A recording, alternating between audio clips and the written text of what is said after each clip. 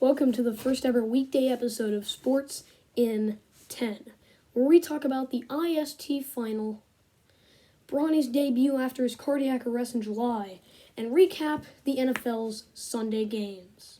Let's hop straight into it. On Saturday night, the Los Angeles Lakers beat my Indiana Pacers 123-109 to win their first and the inaugural NBA Cup.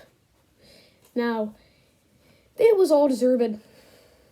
I mean, it's always tough to see your favorite team lose.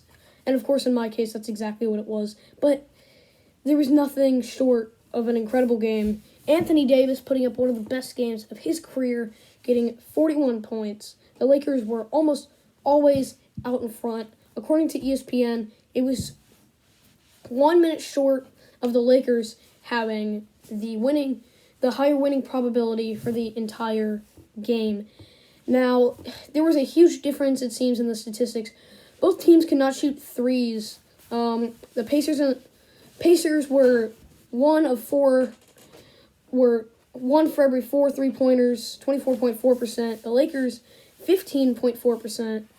The Lakers had double the turnovers that the Pacers did. And by listening to those stats, you'd think that it was a shocker the Pacers could win this game. The Pacers didn't win this game, but let it be said that the Lakers had a 53.4% field goal percentage over the Pacers' 36.8%. The Pacers, who have statistically the best start to a season, at least offensively, of all time, put up 37% from the field, 24% from three, and their historically small lineup get 23 less rebounds than the Lakers did.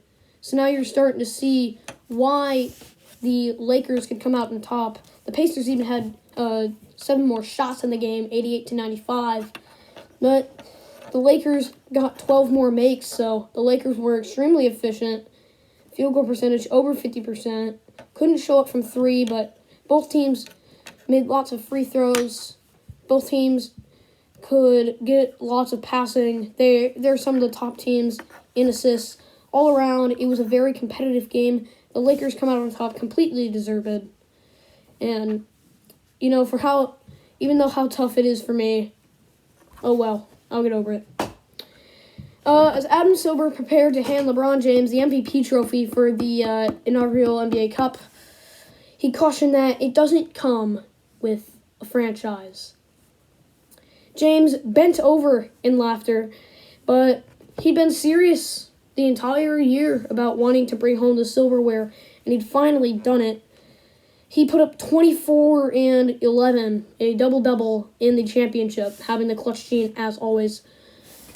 The Pacers had a good game of their own. Sure, it was well below their average, but they put up a great fight, had better defense than they usually have. They have one of the worst defenses in the league. But tough for me. Good for the Lakers. Great game. Great exposure for the NBA. All around an absolutely incredible idea coming to fruition perfectly. I can't wait to watch it again next year. Lakers are your in-season tournament champions. Yesterday in a mid-afternoon game, Bronny James made his college basketball debut after suffering a cardiac arrest in late July with the University of Southern California, better known as USC, having an overtime thriller with Long Beach State University. Led by Marcus Sahanis with 28 points on 50% from the field, Long Beach State University took home an upset of USC.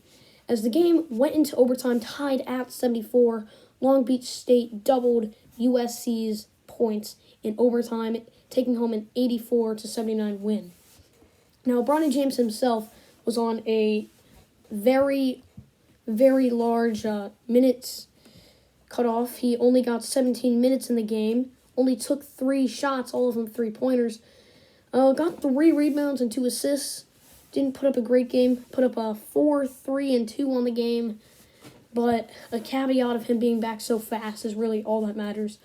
Hopefully, with 3+ months left in the season, as USC, being such a big school, will likely make it to March Madness. Hopefully we can see bigger putouts bigger performances from Bronny James as he gets looser on the minutes restriction, and later in the season, especially against better opponents. They did take the loss to Long Beach State, but you can expect this to be a one-off as a spoiled debut and an upset.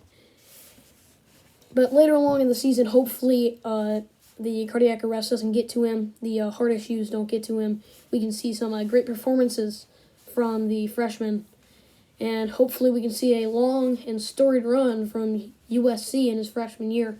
And now it is time for everyone's favorite time of the week, the NFL recaps. On Thursday, the Patriots pulled off a ginormous upset against the Steelers to take them out of the playoff picture, at least until next week, a 21-18 win for New England on Thursday. Now in the 1 o'clock slate for the NFL, the Cincinnati Bengals took down the Indianapolis Colts 34-14 after the injury to Browning in the third quarter. He did come back, so it all looks good for Cincinnati, who could get into the playoffs. Tampa Bay beat Atlanta in a nail-biter 29-25 to propel a already close NFC South even closer. The Browns took down the Jaguars 31-27. That will majorly help the Texans and Colts' chances of making the playoffs. Speaking of the Texans, they got absolutely slaughtered by the Jets this week. 30-6 Jets, putting them up to 5-8. They still have a fighting chance in the AFC. Now, what will probably end up the game of the week, the Rams took the L to the Ravens 37-31 on a punt return that will go down as one of the greatest endings to not only a Ravens game, but to probably an NFL game.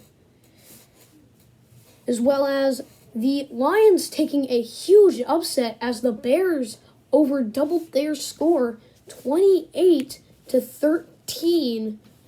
The Bears were way down on the betting lines, showed Vegas who's boss as they pull it off.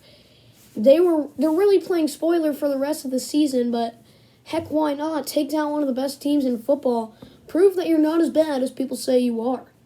And in the final game in the 1 p.m. slate, the Saints got the job done as they killed Bryce Young's Panthers 28-6 on what was arguably the worst game of a horrific rookie season from the number 1 pick. I will now send it over to my good old friend Carson for the later slated games. All right, glad to be on 4th and 10. Vikings able to get a win 3-0 in probably the most boring game of the year, where Josh Dobbs got benched mid-game for Nick Mullins, and Nick Mullins won the game.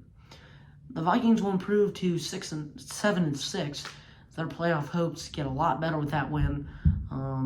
Raiders lose, they're 5-8. Their playoff hopes are probably gone now. Niners Seahawks out there in San Francisco. Seahawks were in that game for a little bit, but you could just tell the Niners are going to win it. Niners win 28-16, improved to 9-3, while the Seahawks fall to 6-7. The Chiefs-Bills game out there in Arrowhead Stadium, that was a up-and-down game. Bills led early, then Chiefs came back, and then the Bills ended up winning, basically off an offside penalty from Kadarius Toney. Probably sold the entire game. Chiefs had big problems at receiver, but they fall to 8-5. Bills at 7-6 now. Their playoff hopes gotten a lot better with that win. Chargers and Broncos. Broncos continue their hot streak now. They're only a game back out of first place. They're only a game back out of first place in the AFC West after the Chiefs lost in Arrowhead. Russell Wilson looked really good. Chargers continue to look like a train wreck. They got a lot of problems to solve this offseason, but they're not doing anything this year. Niners move to 7-6. Thank you very much, Carson, for the afternoon slates. I will see you again tomorrow, where we go over the next 24 hours of happenings in sports. Sports Nerd out.